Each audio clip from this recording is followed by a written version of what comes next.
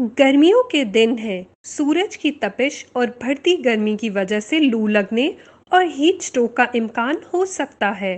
ख़ास तौर पर इन लोगों में जो गर्मी में काम करते हैं या खेल कूद करते हैं।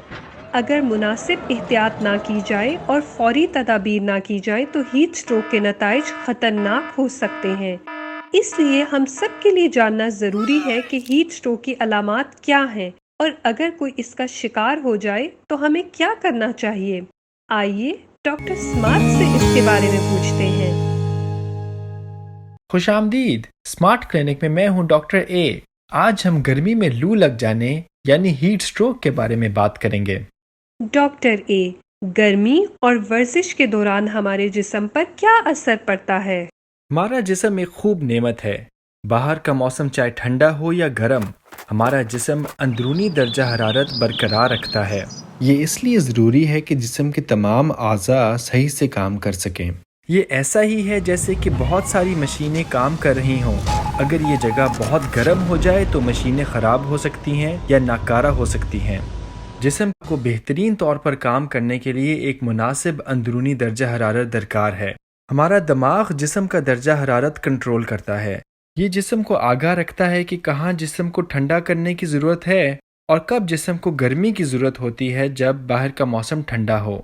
गर्मी और वर्जिश की वजह से जिस्म का दर्जा हरारत बढ़ता है। जिल्द में मौजूद खून की नालियाँ फैलने लगती हैं और पसीना भी आता है। इस तरह जिस्म का दर्जा हरारत मुनासिब सतह पर बरकरार रहता है और हम काम भी कर सकते हैं और खूब खेल कूद भी कर सकते हैं। ताहम कुछ हालात में जिस्म भरपूर कोशिश के बावजूद दर्जा हरारत को बरकरार नहीं रख पाता और बदन में गर्माइश बहुत ज़्यादा बढ़ जाती है। पसीने की वजह से जिस्म में पानी की मिकदार भी कम हो जाती है और इंसान हीट स्ट्रोक का शिकार हो सकता है। आम तौर पर यह उस वक्त होता है जब कोई गर्मी में बहुत वक्त गुजारे या बहुत देर खेल कूद करे। बच्चे और बूढ़े लोग इससे ज़्यादा मुतासिर होते हैं। बच्चों के छोटे से जिस्म बहुत ज़्यादा गर्मी बाहर नहीं निकाल पाते और बूढ़े लोगों में जिल्द में मौजूद खून की नालियाँ ठीक से फैल नहीं पाती ताकि गर्मी को खारिज कर सकें। इनके अलावा वो लोग जो ज़ायबिटीज़ का शिकार हों, जिनके बदन कमज़ोर हों या मोटापा हो, और वो लोग जो अकेले ज़िंदगी बसर करते हैं अमूमन हीट स्ट्रोक से ज़्यादा मुतासिर होते हैं। डॉक्टर ए, ये बताइए कि हीट स्ट्रोक की अलामात क्या हैं? हीट स्ट्रोक तब होता है जब जिस्म बहुत ज़्यादा गर्म हो जाए। इसकी इब्तिदाई निशानियों में शदीद सर में दर्द और थकावट होना है। अगर फौरी इक़दामात ना किए गए तो बड़ी तेज़ी से हालात ख़राब हो सकते हैं। बढ़ते हुए दर्जा हरारत की वजह से दिल की धड़कन भी तेज़ हो जाती है और इसके अलावा मतली और उल्टियाँ आ सकती हैं और इंसान पर घबराहट और गनूदगी तारी हो जाती है। जिस्म का दर्जा हरारत 104 डिग्री फ़ारेनहाइट यानी 40 डिग्री सेंटीग्रेड तक पहुंच सकता है। हमारा जिस्म इन बुलंद दर्जा हरारत में सही से काम नहीं कर पाता। जिल्द खुश्क, गर्म और सुर्ख हो जाती है। इंसान की ज़ुबान लड़खड़ाने लगती है और बेहोशी तारी हो सकती है। हीट स्ट्रोक बड़ी तेज़ी से बढ़कर ख़तरनाक सूरत इख्तियार कर सकता है। जिस्म की मुख्तलिफ आज़ा को नुकसान पहुँचने के इम्कानात बढ़ जाते हैं। अगर बर वक्त इक़दामात ना लिए जाएं तो हीट स्ट्रोक शदीद हालत में इंसान की मौत का बायस भी बन सकता है। जब कभी ये अलामात देखें तो हमें बड़ी तेज़ी से इक़दामात लेने होंगे।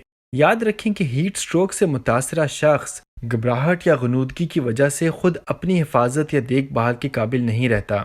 हीट स्ट्रोक बहुत से मुख्तलिफ हालात में हो सकता है। आम हालात में वो लोग जो काफ़ी देर से गर्मी में खेल कूद कर रहे हों या मेहनत वाले काम कर रहे हों इससे मुतासर होते हैं। एक और आम वजह गर्मी में बच्चों को कार के अंदर छोड़ देने की है। कार के अंदर का दर्जा हरारत बाहर के दर्जा हरारत से कोई 10 डिग्री ज़्यादा हो जाता है, जिसकी वजह से कार के अंदर मौजूद बच्चे जल्द हीट स्ट्रोक का शिकार हो सकते हैं, चाहे वो थोड़ी ही देर क्यों ना हो। डॉक्टर ए, अगर किसी को हीट स्ट्रोक की अलामात जाहिर हों तो क्या करना चाहिए? किसी के अंदर हीट स्ट्रोक के अलामात देखें तो हमें फौरी तौर पर इक़दामात लेने होंगे। तिब्बी इमदाद या इमरजेंसी कॉल करने से गुरेज ना करें। फौरी तौर पर मुतासरा शख्स को ठंडा करने की कोशिश शुरू कर दें। इसके लिए चंद हदायत ये हैं। मुतासरा शख्स को साए में ले आएं और जिस कदर जल्दी मुमकिन हो गर्म माहौल से दूर निकालें। उस पर पानी का छिड़काव करें, उस पर गीला कपड़ा डालें और पंखे से हवा दें। अगर मुमकिन हो सके तो एसी वाली जगह चले जाएं। पानी और मशरूबात का खूब इस्तेमाल रखें। ठंडे पानी से नहा कर जिस्म को ठंडा कर लें और अगर कहीं बाहर हों तो नहर या तालाब से भी जिस्म को ठंडा किया जा सकता है। اگر متاثرہ شخص کی حالت خراب ہو رہی ہو یا اس پر بیہوشی طاری ہو جائے تو اس کے جسم کو ٹھنڈا کرنے کا عمل اس وقت تک جاری رکھیں جب تک طبی امداد نہ پہنچ جائے۔ اس کی بغلوں میں ٹھنڈے پانی کی بوتلیں یا برف کی تھیلیاں رکھیں، اس پر پانی کا چھڑکاؤ کرتے رہیں اور پنکھے سے ہوا دیتے رہیں۔ ان اقدامات سے کسی کی جان بچ سکتی ہے اور نقصان پہنچنے سے بھی بچایا جا سکتا ہے۔ ڈاکٹر اے، ہیٹ سٹروک سے بچنے کے کیا طریقے ہیں؟ ہیٹ سٹروک سے بچاؤ کے لیے بعض عملی اقدامات کچھ یوں ہیں۔ گرمی میں ہلکا پھلکا اور ڈھیلا لباس پہنیں، زیادہ سے زیادہ پانی پئیں، خود کو ہائیڈریٹڈ رکھنے سے جلد اور جسم کے اعضاء میں خون کی اچھی سپلائی رہتی ہے اور بدن سے پسینہ بھی خارج ہوتا ہے جو جسم کو ٹھنڈا کرنے کے لیے بہت ضروری ہے۔ اپنے بچوں کو کار کے اندر اکیلا نہ چھوڑیں، چاہے گاڑی سائے میں ہی کیوں نہ کھڑی ہو۔ کار کے اندر کا درجہ حرارت بہت زیادہ ہو سکتا ہے اور بچے ہیٹ سٹروک کا جلد شکار ہو جاتے ہیں۔ گرمی میں جب باہر جانا ہو تو سورج کی براہ راست روشنی سے محفوظ رہنے کے لیے سایہ دار ٹوپی، سر پہ کپڑا یا چھتری کا استعمال کر کے اپنی حفاظت کریں۔ جن اوقات میں گرمی عروج پر ہو تو باہر نہ نکلیں اور نہ ہی باہر کے کام کریں۔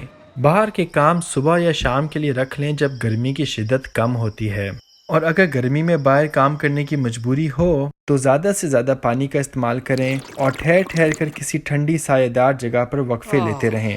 اپنے بدن کو بڑھتی ہوئی گرمی سے آہستہ آہستہ عادی بنائیں۔ وہ لوگ جو گرم ماحول کے عادی نہیں ہوتے جلد ہیٹ سٹروک کا شکار ہو سکتے ہیں۔ اگر آپ کسی گرم علاقے کا سفر کریں یا موسم تیزی سے تبدیل ہونے لگے تو جسم کو آہستہ آہستہ اس موسم کا عادی بنائیں۔ بچوں، بوڑھوں اور بیمار لوگوں کے معاملے میں خاص احتیاط کریں۔ اگر آپ ایسی دوائیاں لے رہے ہوں جس کی وجہ سے جسم خشک ہو جاتا ہے تو زیادہ محتاط رہیں۔